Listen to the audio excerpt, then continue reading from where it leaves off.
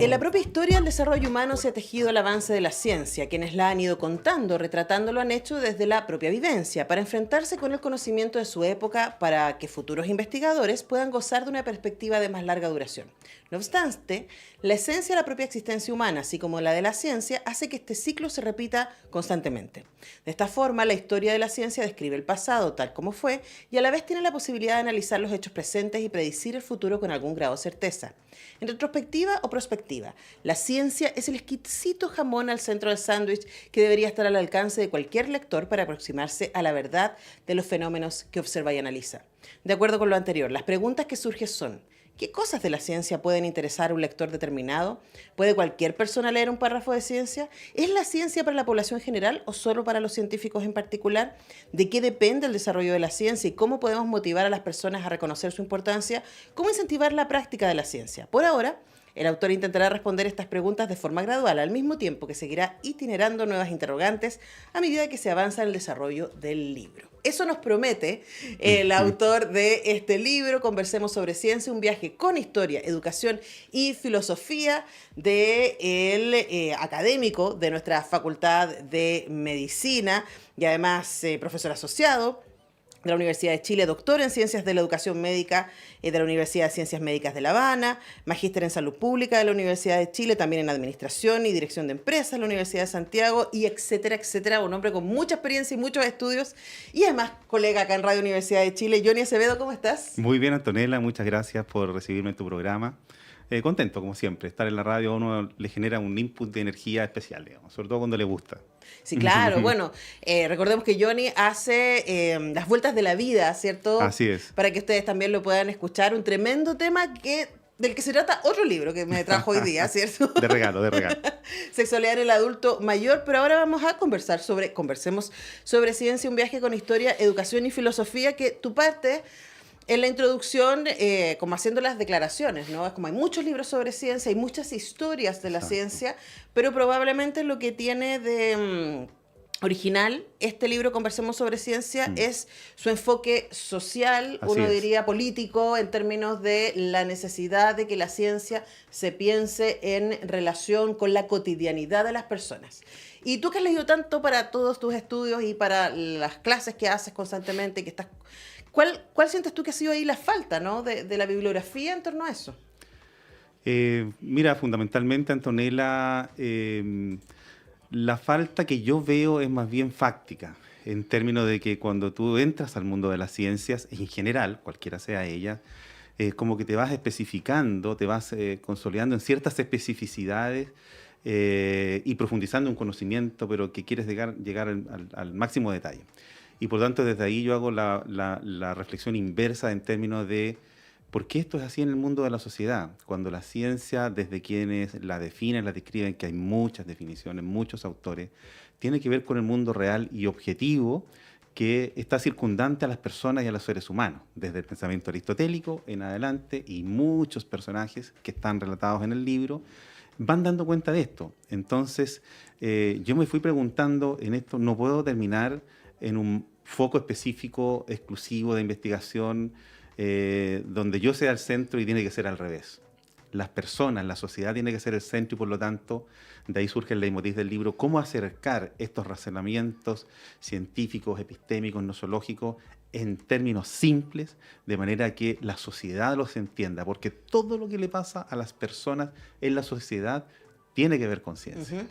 Entonces, por ahí parte un poco esto. Y claro, en lo que falta, mucho, pero desde mi enfoque, y debe ser también por el lugar donde yo hice mis estudios doctorales, que fue en Cuba, en La Habana, que tiene un enfoque muy social, que evidentemente yo lo busqué, me hizo reflexionar sobre estas cosas, y por ahí entonces está el surgimiento del libro. Claro, y quizás el libro parte desde el para qué, ¿no? O sea, como para qué Exacto. hacemos ciencia. Y de hecho en el libro hay un reclamo constante a esta idea de que la ciencia se entiende para pocos, tanto en términos como académicos de su Exacto. lenguaje y de su enclaustramiento, podríamos decir, como también en términos económicos, hay con el privilegio de la ciencia funcionando patrocinada por grandes empresas y que eso también hace que no necesariamente esté en la lógica del beneficio de la mayoría de las personas. Y ahí tú nos haces un recorrido, ¿no? A través Sí. de la historia para reflexionar respecto a eso. Cuéntanos qué aprendiste armando ese recorrido. Mira, uno va aprendiendo distintas miradas, distintos enfoques. Uno va entendiendo a través de este recorrido de que la ciencia acompaña al hombre desde siempre. Por eso que algunos tópicos tienen que ver desde dónde venimos, ya quiénes somos, cómo nace ciencia y sociedad, ya cómo entramos las personas en este mundo. Y está toda la evolución ahí del ser humano con cosas muy interesantes desde lo biopsicosocial. Y en este recorrido, claro, uno va conociendo pensamientos de distintos científicos que van poniendo su impronta y que además son parte de una cadena evolutiva. Como que lo anterior, aunque yo después pueda estar en contraposición a ello, pero fue súper importante para lo que yo estoy haciendo, esté donde esté. Es ahí la mirada, esta frase clásica de Newton de miro la ciencia parado sobre hombro de gigante, Claro. para decir, miro desde ahí hacia atrás y reconozco todo el avance de todos los que han trabajado en esto y que es necesario para lo que viene hacia el futuro. Claro. Entonces, y ahí, bueno, el lector se irá dando cuenta de distintos pensamientos de personas que van poniendo su impronta y que van desarrollando la sociedad mundial, por así decirlo. Claro, y una de las cosas que me parece que es muy linda de Conversemos sobre Ciencia es que es la invitación al diálogo, ¿no? Y también está esta idea de la no sé si falabilidad, pero también, sino también del límite subjetivo de quién hizo ciencia en su momento, que es algo, por ejemplo, la epistemología feminista ha estado poniendo en cuestión en las últimas décadas. Es decir, perfecto, la metodología científica nos ha traído hasta un lugar, sin duda, pero dejó afuera todos estos mundos. Y tú también, a través de la filosofía, reflexionas sobre eso. Absolutamente, y de hecho el capítulo 6 está pensado y se titula así, la ciencia no discrimina por género. También haciendo un reconocimiento a esta mirada feminista y del rol que ha tenido la mujer en el mundo pasado, contemporáneo, postcontemporáneo, y el que tiene que tener hacia el futuro por el exquisito aporte que hace la mujer en todo sentido de la palabra y en lo particular en la ciencia. Y desde ahí, claro, un reconocimiento a distintas personas que el mundo social no conoce, ¿te fijas? O que sí conoce de nombre, pero que no conoce de verdad el aporte a la ciencia, pero por sobre todo al desarrollo de la sociedad a partir de ahí. Ya mujeres brillantes que han sido el pilar fundamental del desarrollo de la ciencia en Chile, por ejemplo. En el mundo, hay relatos interesantes en el mundo, pero también en Chile, y que son poco conocidos. Y por ahí toco algunos tópicos para que la gente lo conozca y para que también la sociedad puje por reconocer esto, porque hoy día la mujer no está representada fuertemente en el mundo de la ciencia, en el mundo de la empresa. O sea, hay bastantes cifras actualizadas que yo voy poniendo desde el propio Ministerio de Ciencia, desde lo que han publicado otros autores, de cómo la baja representación que tiene la mujer hoy día en el desarrollo científico, que en cualquier tópico que yo toque no pasa el 30%. Sí. Y hay cifras mucho más bajas. O sea, mujeres premios nacionales de ciencia, un 5% de ellas en la historia de que se entrega el premio de ciencia en Chile. El premio Nobel en el mundo, lo mismo, un 5%. Hay algo que se da y que tiene que cambiar. Y que de hecho en tu capítulo queda súper claro que no tiene que ver con capacidades. Para nada. Porque cada vez que hay mujeres en ciencia, si pensamos numéricamente, ¿no? En términos de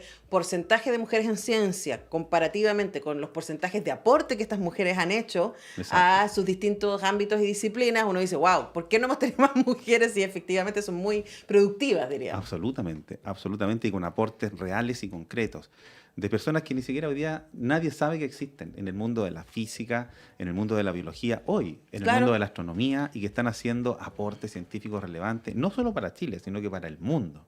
Y eso es necesario que se conozca, por eso yo lo voy comentando.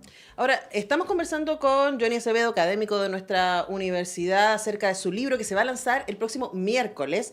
Conversemos sobre ciencia, un viaje con historia, educación y filosofía. Y claro, estas distintas disciplinas, la historia, la educación, la filosofía, tienen que ver con la posibilidad de tener herramientas para ir armando este diálogo, ¿no? Y quien agarra este libro y ve en el índice, por ejemplo, que en el capítulo 2, que habla de ciencia y sociedad, hay varios bajadas vinculadas con las AFP.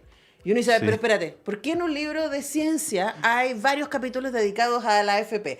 Expliquemos respecto a esa elección que tú hiciste Claro. de ejemplificar una cosa muy cotidiana con nosotros y su relación con la ciencia. Absoluto.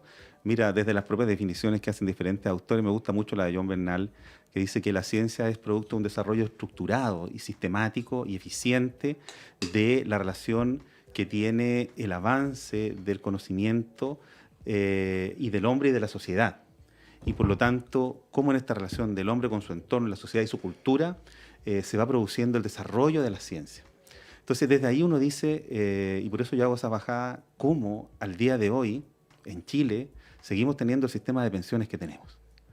Porque detrás de ello están las ciencias económicas, las ciencias administrativas, la ciencia política, las ciencias de derecho, las ciencias de la salud. Hay muchas ciencias que se relacionan con este fenómeno y que tienen fundamentos más que de sobra para poder darse cuenta de que la promesa que se hizo en este modelo es falsa, de que no se cumple, de que tú vas a recibir entre el 70 al 80% de tu última renta habiendo cotizado 40 años y con la rentabilidad del sistema de un 5% en promedio, la rentabilidad histórica del sistema ha sido de un 8%, o sea, sobre el 5%. Las personas a los 40 años ya tienen entonces ese beneficio que se les prometió, pero no alcanza para muchos, Antonella, al 20, al 25, Sí. al 30% de ese 70-80% que se prometió. Por lo tanto, jubilar en este país para muchos es caer en una historia de su vida regresiva, es decir, empobrecerse. Sí. Por tanto, un sistema inequitativo, que por lo demás la inequidad en este país se ve en muchas áreas. Nosotros en salud la vemos rápidamente, Claro. por eso, y eso está explicado muy bien, con gráficos, con todo, por el efecto que tuvo la inequidad social de la pandemia en este país. Pero bueno, volvamos al sistema de AFP. Entonces, yo digo, ¿cómo distintas ciencias que se relacionan con este modelo no han sido capaces de poder cambiarlo, pensando en que en la ciencia del futuro las personas son muy importantes y las personas mayores, que nosotros antes decíamos a los 55, a los 60 años, eran personas de verdad que ya estaban, no sé, imaginemos 4 generaciones atrás, de verdad para morirse. Hoy tiene una persona de 60 años, de 65, 70, si se ha cuidado en sus estilos de vida y en su calidad de vida, es una persona absolutamente vigente. Por eso que muchos países, inclusive este, ya reflexiona sobre cómo correr la edad de jubilación. Pero no puede ser que tengamos un sistema tan pobre, tan Porque incluso así, incluso se corre la edad de jubilación, que por supuesto es cuestionable por muchas razones, Exacto. tampoco resuelve, ¿no? Y quizás ese es un buen ejemplo, y ahí para ir cerrando, Johnny, de cómo la invitación que tú haces a través en el libro, ¿no? Sí. De ir diciendo, a ver, bajemos esta ciencia, saquémosla del laboratorio, Absolutamente. saquémosla del aula y veamos cómo funciona en la calle, ¿no? Y algo tan que uno podría ser cotidiano y uno dice, pero eso tiene más que ver con la economía, tiene más que ver con la política, pero bueno, también ahí aparecen ciencias sociales y me gusta, una de las cosas que me parece muy linda de tu libro es que hace el cruce entre las ciencias duras y las ciencias sociales para ir reflexionando respecto a nuestro cohabitar y cómo nuestro cotidiano está cruzado por todo esto. Ahora, para cerrar, a mí yo leía tu libro y decía, este libro lo debería leer las autoridades, sin duda, porque tú estás todo el rato diciendo, es Sí. mal negocio la manera en que lo estamos pensando y nos va a Exacto. salir más caro, ¿no? Así es. Esta inequidad. Pero también hay este esfuerzo porque cualquiera pueda entender este libro. Entonces, además, hagamos la invitación para el próximo miércoles y contemos para quién escribiste esto. Este libro está pensado con un enfoque muy democrático, muy social. Está pensado en el estudiante de enseñanza media y en su profesor. Está pensado en la trabajadora de las casas y su empleador. Está pensado en el estudiante universitario y sus profesores, en el obrero y en el empresario. Está pensado para todos. Por eso que traté de hacerlo en un esfuerzo con el lenguaje lo más simple posible, para que la persona que sepa leer y escribir pueda acceder a él y lo pueda entender. Porque la vida es ciencia, lo que nosotros vemos y hacemos todos los días, tú lo miras y tiene un tópico de ciencia, y a través de la ciencia hacia el futuro tenemos que construir un país mejor, una sociedad de derechos mejor, en el amplio sentido de la palabra. Y el Estado, sobre todo cuando se enfocan en un Estado de desarrollo social, no sé si de mercado, pero social, aunque convivimos con lo de mercado, tiene que estar pensado en las personas como centro, como universo, y los beneficios tienen que estar para ellos y ellas en el más amplio sentido de la palabra. Por eso que hay muchos tópicos y desarrollos de educación, con aportes importantes en la historia de la educación. Hay unos pasajes muy bonitos ahí y un paralelo entre cómo nace la República y cómo nacen los textos enfocados en la República y en la educación que tenía que tener el país respecto de lo que hoy día estamos teniendo, y de verdad que estamos al debe respecto de lo que nuestros patriotas pensaron desde la República en adelante. Y así, muchas otras cosas que voy comentando y que espero sea agradable, digamos, para el lector. Yo estoy seguro que sí, de manera que lo vean. Es un libro que yo creo que debería estar en las distintas bibliotecas de los municipios, de los liceos, de las universidades, pero por sobre todo para que cualquiera pueda acceder a ello. Sí, yo creo que en el libro das muchos argumentos respecto a cómo la inequidad es mal negocio para una sociedad, incluso para quienes acumulan las riquezas. Ni hablar. Entonces uno dice, bueno, no, pero sí, a ver, en el caso chileno, ¿no? Sí, más de la mitad del Producto Interno Bruto está en el 0,2% de la población, ellos están listos.